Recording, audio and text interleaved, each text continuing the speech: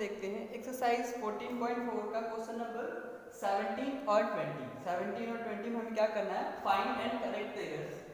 हमारे पास है 3x square plus 1 upon 3x square equal 1 plus 1 equal 2। ये एलएचएस हो गया, आरएचएस हो गया। एलएचएस को हम सिंप्लीफाई करते हैं 3 अपॉन 3x स्क्वायर। इसको सिंप्लीफाई करेंगे तो क्या लिख सकते हैं, 3x square upon 3x square plus 1 upon 3x square. ऐसे लिख लिया हमने। फिर ये कैंसिल हो सकता है तो हमें क्या मिलेगा, हो सकता है 1 प्लस, ये सिंप्लीफाई नहीं होगा तो 1 अपॉन 3x स्क्वायर।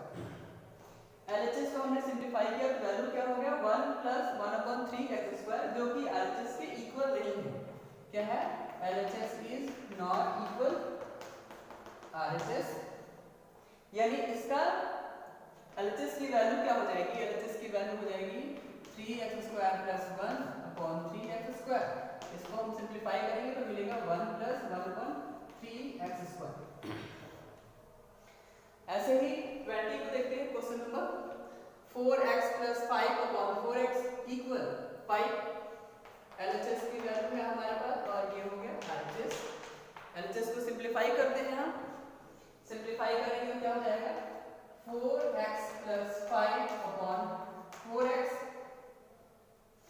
इसको लिख सकते हैं 4x upon 4x plus 5 upon 4x।